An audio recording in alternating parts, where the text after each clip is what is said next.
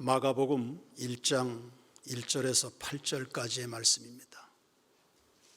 마가복음 1장 1절에서 8절입니다.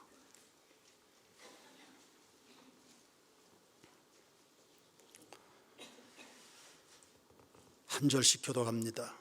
하나님의 아들 예수 그리스도의 복음의 시작이라.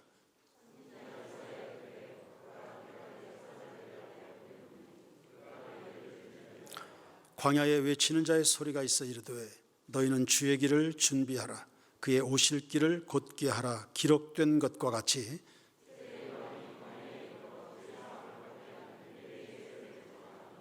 온 유대 지방과 예루살렘 사람이 다 나아가 자기 죄를 자복하고 요단강에서 그에게 세례를 받더라.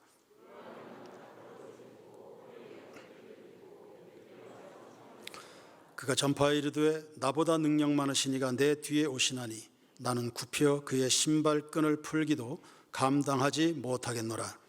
나는 너희에게 물로 세례를 베풀었거니와 그는 너희에게 성령으로 세례를 베푸시리라. 아멘. 교회는 현재 대강절을 지나는 중입니다. 대강절이라 하면 메시아 구원자입니다. 나를 칠흑 같은 어두움에서 해방시켜줄, 온갖 고통의 사슬을 끊어내줄, 나를 새롭게 할 그 구원자의 오심을 기대하면서 갈망하면서 성탄전 4주간을 지키는 절기입니다. 이 메시아가 이 땅에 오시는 것은 삼중적 의미가 있습니다. 첫 번째는 역사적 예수의 탄생입니다. 즉 성육신을 의미하는 거죠. 예수님이 유대 땅 베들레헴에 오신 것은 2000년 전의 사건이긴 하지만 그 일로 인해서 나를 포함해서 전 인류는 구원의 소망을 가지게 됐습니다. 그 은총은 오늘도 계속해서 믿는 자 속에 흐르고 있기 때문에 예수님의 탄생은 경축하여 마땅한 일이 됩니다. 그분의 오심은 우리를 향한 엄청난 사랑입니다. 사랑엔 대단한 희생 혹은 대가를 지불하게 되죠. 요즘 사람들은 애완동물 아주 좋아합니다. 그 동물 중에서는 사람 그 이상의 대우를 받는 경우들도 있더군요. 그런데 그 개가 아무리 좋아도 누군가 나에게 개자식 이러면 그거 용납 못합니다. 사람을 개만도 못하게 여기는 거니까요. 그런데 창조주이신 하나님께서 낮고 추한 사람의 몸으로 이 땅에 오신다. 피조물로 오신다. 그건 개자식 되는 것보다 훨씬 더 낮아지는 과정입니다.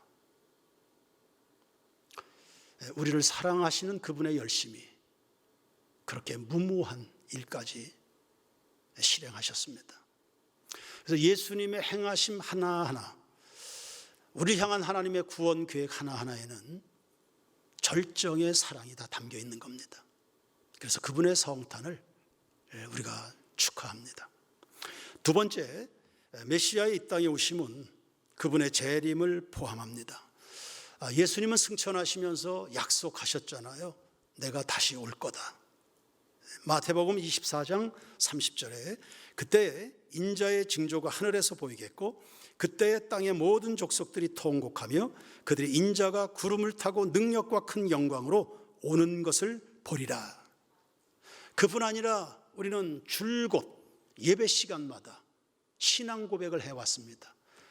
저리로서 산 자와 죽은 자를 심판하러 오시리라. 이 세상은 영원하지 않습니다. 역사는 종말을 향해서 갑니다.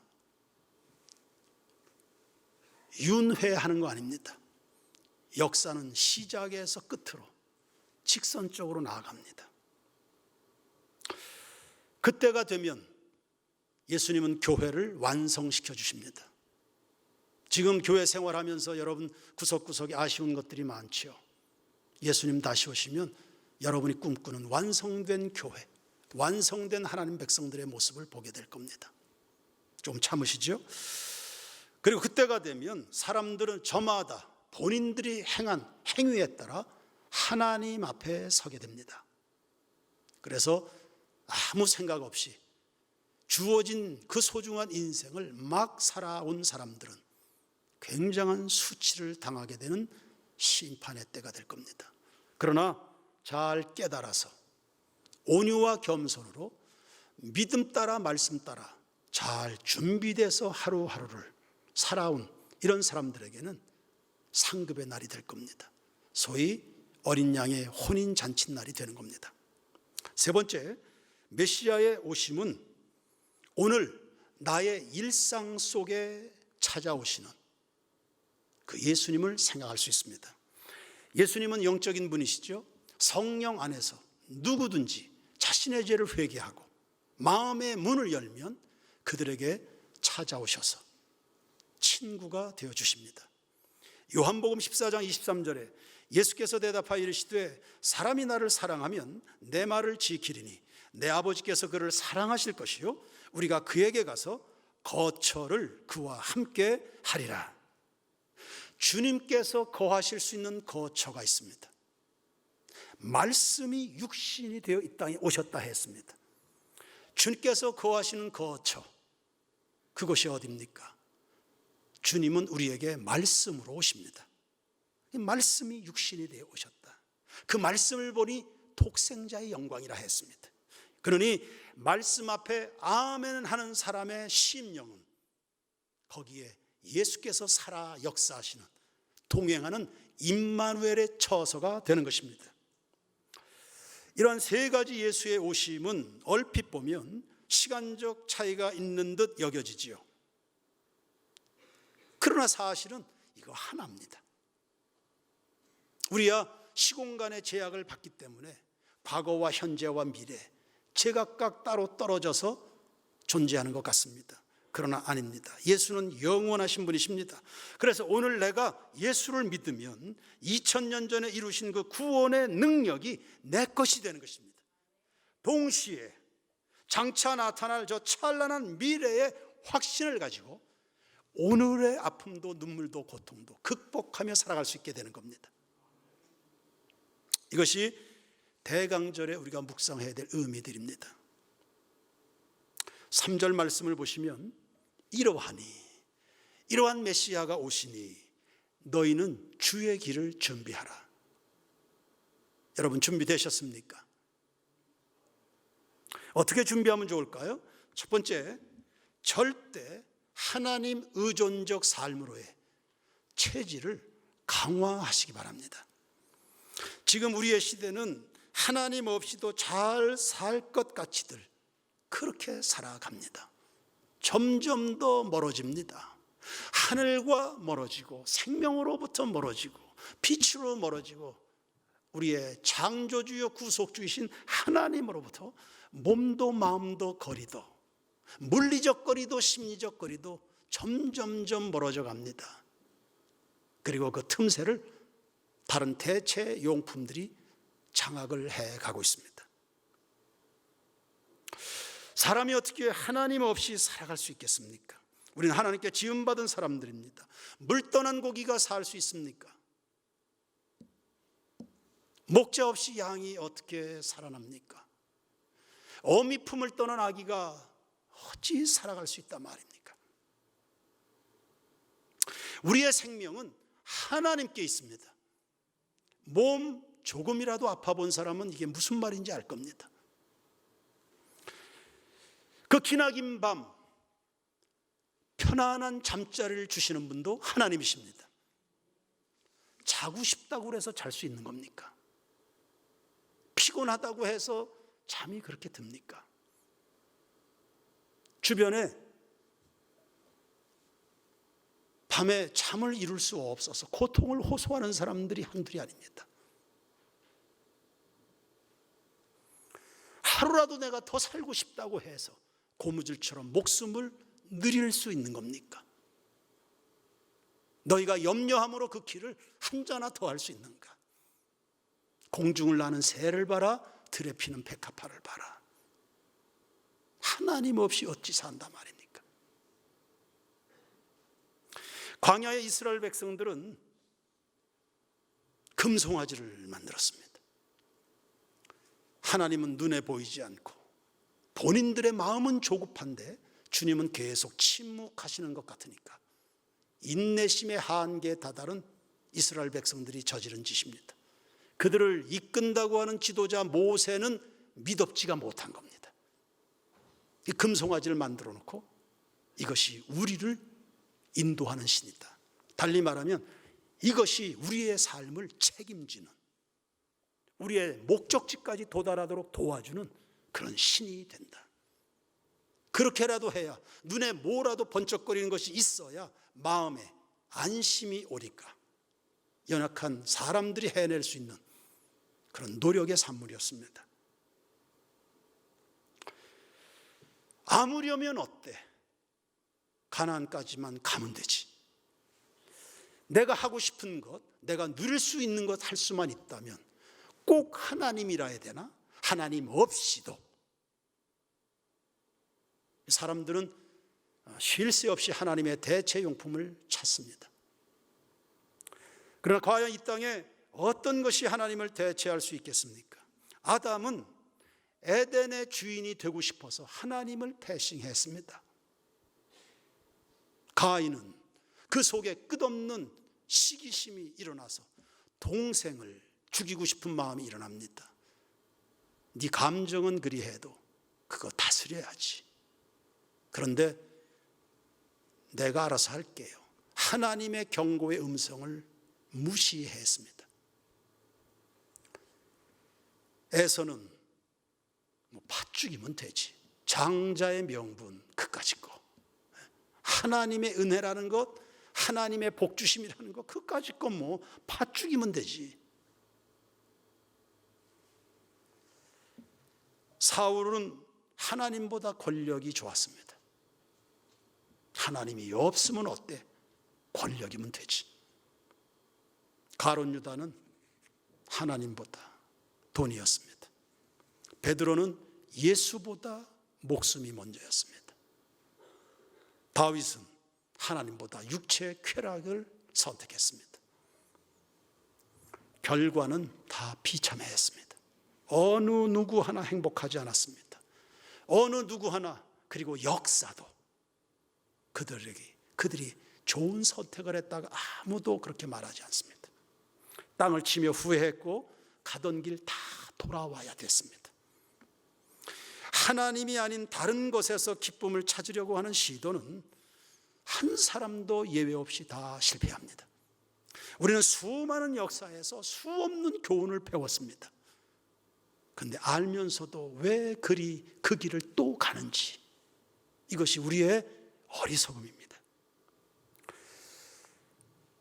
고아는 가장 불쌍한 사람의 대명사입니다.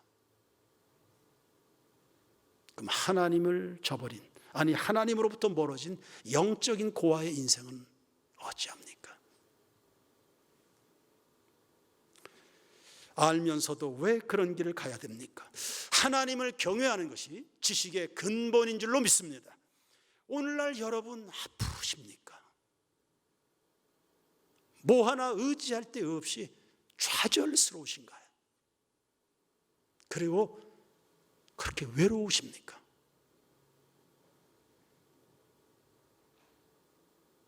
여러분 마음 한복판에 예수께서 계실 자리는 준비가 되어 있습니까? 어떤 사람이 그런 이야기 하네요.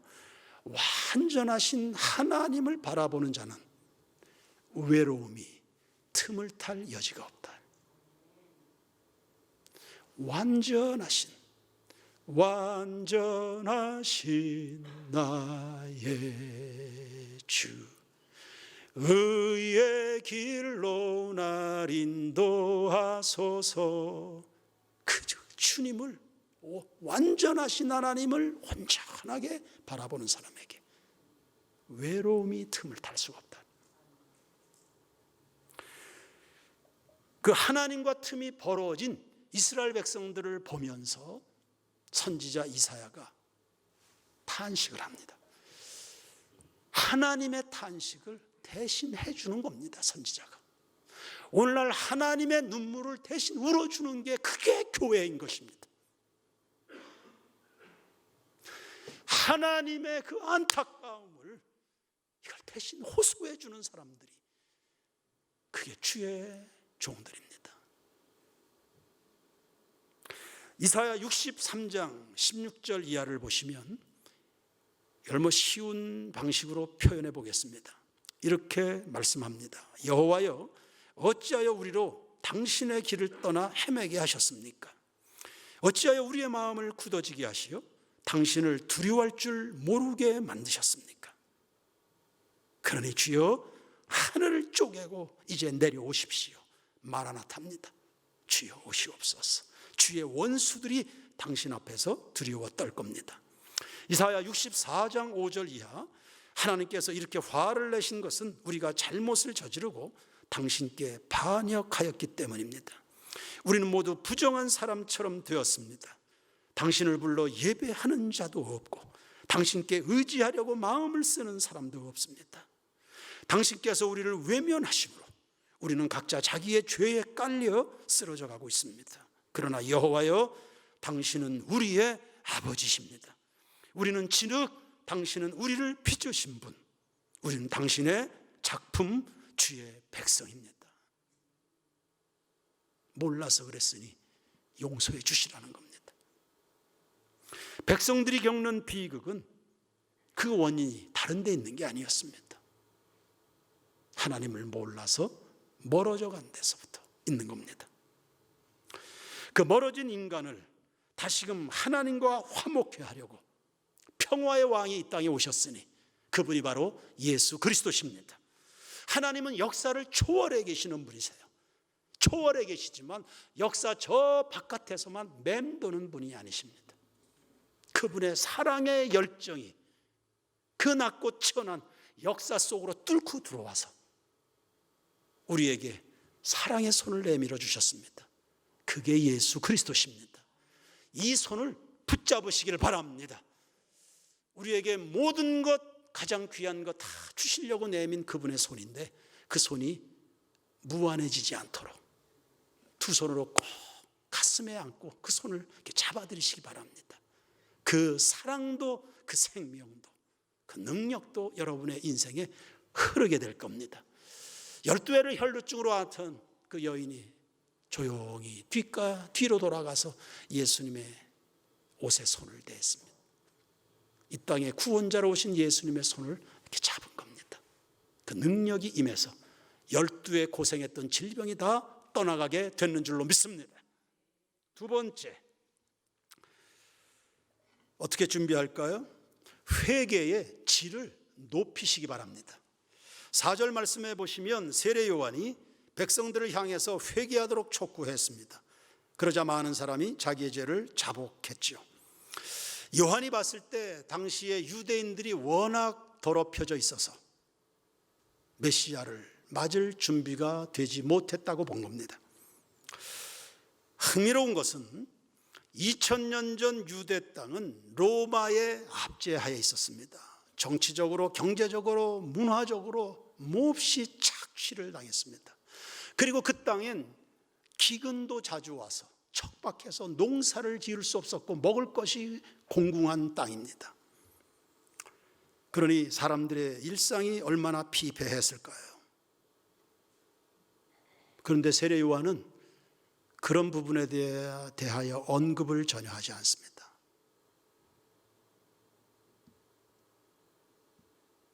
그게 얼마나 절박한 문제입니까?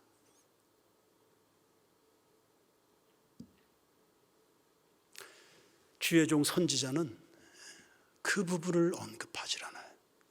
그게 안타깝지 않아서가 아닙니다.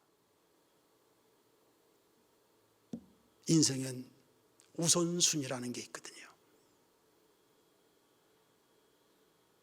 그게 왜 절박하지 않습니까? 그렇게 고생들을 하는데 먹을 것이 없는데, 근데 주의 종 선지자의 심정엔 그 부분을 다루지 않아요. 세례 요한은 그저 하나님의 공의, 그리고 그 백성들을 구속하시려고 하는 그 하나님의 사랑 앞에 유대인들이 어떤 모습으로 서 있는가, 그게 중요했습니다. 도끼가 나무 뿌리에 놓여 있는 것 같은 이런 긴박한 말세의 때에 과연 이 백성이, 이 민족이, 우리 새인교회 교인들은 그 공의로우신 하나님과 인자와 긍휼의 풍성한 하나님 앞에 어떤 모습으로 서 있는가, 이게 시급한 문제였습니다. 말로만 그렇게 한 게 아닙니다. 그의 생활 전체가 메시아의 오심을 드러내기에 적합하도록 살아갔습니다. 그는 명망 있는 제사장 가문의 아들입니다. 당시의 모든 권력은 제사장들이 가지고 있습니다. 그런 집안의 아들의 신분을 과감하게 벗어버립니다. 모세는 애굽 왕자의 신분을 벗어버렸죠. 그리고는 광야로 가서 하나님과 대면합니다. 그리고 때가 됐을 때 낙대 털옷에다가 메뚜기와 석청을 먹으면서 사람들에게 예수 그리스도의 오실 길을 준비시켜주는, 세상 부조리에 대해서는 고발을 주저하지 않습니다. 그리고 성령으로 세례를 주신 구원자 예수 그리스도를 세상에 소개하는 일에 그의 모든 정열을 다 불태웁니다. 한 사람이라도 더 이 긴박한 말세의 때에, 다시 예수 오실 이 긴박한 때에 한 사람이라도 더 그 마음에 예수 임하실 길을 준비하기 위해서 온 생애를 불태우고 있습니다. 오늘날 우리의 관심은 무엇이어야 될까요? 우리의 목마름은 어디에 있는 것일까? 오늘날 역사 한복판에 세워져 있는 우리 새인교회의 위치는 어디일 것인가? 오늘 우리의 시선은, 우리의 가슴은, 우리의 눈물은, 우리의 땀방울은 어디에서 누구 앞에 흘려져야 되는 것일까? 성결하여 예수 맞을 준비하는 여러분 모두가 되길 주의 이름으로 축원합니다. 회개란 잘못된 것을 바로 잡는 것입니다. 달리 말하면 하나님을 벗어난 삶을 정리하는 겁니다. 하나님 대신에 내가 오늘 비중 있게 의존했던 것, 혹은 세상에 헛된 기쁨에 구걸했던 그런 삶의 모습들을 정리해내는 겁니다. 그렇게 해서 인생의 최선을 향해 가는 거죠. 여러분, 최선이 뭡니까? 인생에 여러분이 오늘 할 수 있는, 요즘 같은 이 시대에 교회가 할 수 있는 최선이 무엇입니까?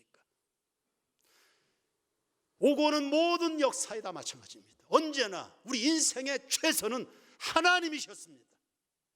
여러분의 최선은 하나님이시라는 사실, 이거 잊지 마시길 바랍니다. 광야에 길이 생기잖아요. 길을 찾을 필요 없습니다. 하나님이 길이시거든요. 마실 물 찾을 필요 없어요. 사막에 샘이 강물처럼 터집니다. 하나님이 거기 계시니까요. 하나님이 최선입니다. 하나님의 외의 것들은 다 차선이죠. 여러분, 최선이 있는데 어찌하여 차선에 그렇게 목이 마르신 겁니까? 최선이 있는데, 최선이 하나님이 계신데 왜 그분은 멀리하고, 왜 차선에 그렇게 안주하고 못난 인생을 살아갑니까?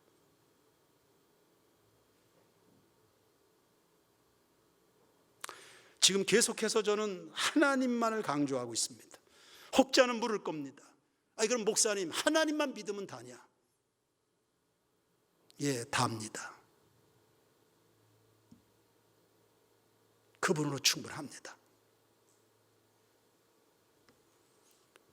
다윗이 오죽하면 그리 고백합니까? 산전수전 다 겪은 사람입니다. 하나님만이 나의 힘이요, 하나님만이 나의 피할 바위시요, 하나님만이 나의 구원이시요, 하나님만이 나의 요새시요, 하나님만이 나의 공급자이십니다. 나머지는 다 통로입니다. 그래서 하나님 외에 다른 데서 해답을 찾으려는 그게 불신앙이고요. 그래서 마음에 불안함이 나오는 겁니다. 그래서 위선도 나옵니다. 하나님은 없고 대체 용품을 품고 있는데 그게 나를 만들어주지 못하니까 그런 빗나간 길에서 돌아와 하나님이라는 최선을 갈망하는 것, 그게 바로 회개입니다. 단지 감정적 뉘우침에 안주하지 마시고요, 부끄러운 일을 끊었다고 해서 회개가 완료된 게 아닙니다. 회개질을 높이셔야 됩니다. 최선을 갈망하시길 바랍니다. 회개의 완성은 하나님에게까지 도달하는 겁니다. 하나님이 이스라엘 백성들에게 크게 실망하셨습니다. 반복적으로 반역하니까. 매일매일 그들의 눈앞에 하나님 살아계시는 것이 분명히 보이는데, 그런데도 욕심이 워낙 강해서 자꾸 반역하는 겁니다. 하나님이 징계하셨죠. 금송아지를 만들어 놓고 광란의 도가니가 되어 있으니까 하나님이 징계하셔서 한날에 3,000명을 죽이셨습니다. 징계고 진노입니다. 그러나 그것이 징계의 끝이 아닙니다. 3,000명이 사라졌으니 이제 하나님과 화해할 수 있겠다 생각하지 않습니까? 근데 그게 아니었습니다. 뒤이어서 하나님이 이렇게 말씀하시네요. 나는 더 이상 너희들과 함께 하지 않을 거다. 너희들 가지고 싶은 거 다 가져라. 하고 싶은 거 다 해. 돈 가져가. 쾌락 마음껏 해. 가나안 가져. 공짜로 줄게. 거기에 그 무성한 포도나무, 그 무화과 다 가져. 논밭의 수출 다 가져. 근데 나는 너희들과 함께 하지 않을 거야. 이게 저주입니다. 이게 진정한 저주입니다. 하박국 선지자의 그 부흥의 노래를 생각해 보십시오. 비록 무화과 나무가, 비록 포도나무에, 비록 외양간에 소가 없고, 비록 논밭에 소출이 없어도 난 구원의 하나님을 인하여 기뻐하리로다.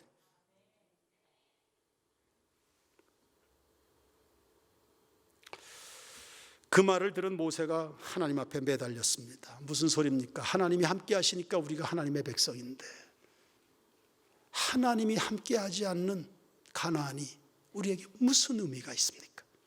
주님이 없는 쾌락이 어찌 우리에게 즐거움이 될 수 있단 말입니까? 우리와 함께 해 주십시오. 하나님이 우리와 함께하는 게 왜 중요합니까? 그게 영생이거든요. 하나님이 우리와 함께하는 것, 그게 영생입니다. 마르지 않고 사라지지 않고 썩지 않고 쇠하지 않는 겁니다. 그러니 이 대강절 기간을 지나면서 여러분 진지하게들 묵상해 보십시오. 내 인생의 최선이 무엇인가를. 그리고 그 최선을 과감하게 바꾸시길 바랍니다. 세 번째, 기도의 불을 붙이십시오. 기도가 중요한 이유는 앞에 말한 하나님 중심 생활을 지속 가능하게 해주는 겁니다. 기도는 방향성입니다. 여러분이 무엇인가를 구하고 있는 그것이 여러분의 생애입니다. 그것이 여러분의 삶입니다. 그것이 여러분의 인생의 질이 될 겁니다. 거리가 멀면 마음도 멀어지죠. 시야에서 하나님을 잃으면 방향 상실합니다.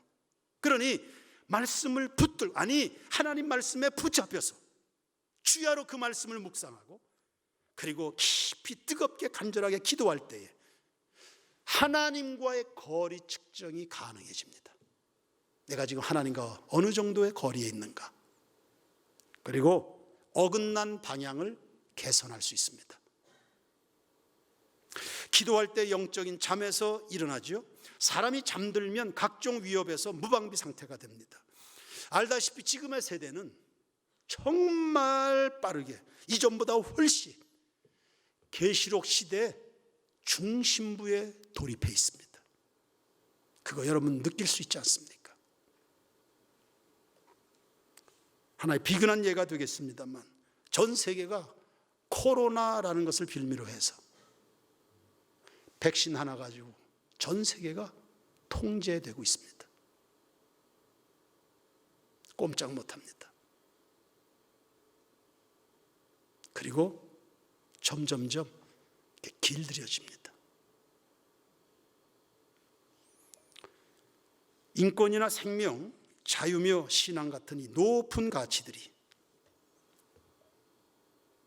보이지 않는 세력들에 의해서 점점 억압이 될 겁니다. 우리는 지금 무서운 시대를 살아가고 있습니다. 정말로 믿는 자들이 빛을 발하여야 될 그런 시대를 우리가 살아가고 있습니다. 우리가 어릴 때 그런 말 많이 듣고 자랐습니다. 서울에 가면 정신 똑바로 차려야 된다. 눈 뜨고도 코 베인다 그랬습니다. 오늘날 우리가 살아가는 시대가 그래요. 영적으로 흐리멍텅해가지고는 영원한 생명이며 여러분의 그 소중한 일생 다 탈탈 털리게 됩니다. 영적으로 흐리멍텅해가지고는. 유럽의 교회가 영적인 잠을 그렇게 자다가 편안하다 그리하다가 유럽의 교회가 다 탈탈 털렸잖아요.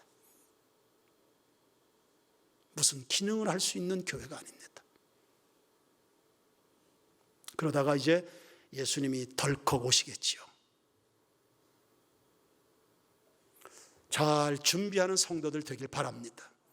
마라나타, 주님 오십시오. 하나님 중심성에서, 그리고 하나님 대체용품에서 본질이신 하나님께로 돌아오시고, 그리고 하나님 앞에서 영적인 씨름 단 하루도 중단하지 마십시오. 깨어서 여러분의 마음 중심에 시온의 고속도로를 내실 뿐만 아니라 세례 요한처럼 다른 사람들 예수 맞을 준비시켜가는 이 시대에 거룩하고도 신령한 선지자적 삶을 살아가는 우리 모두가 되기를 주의 이름으로 축원합니다.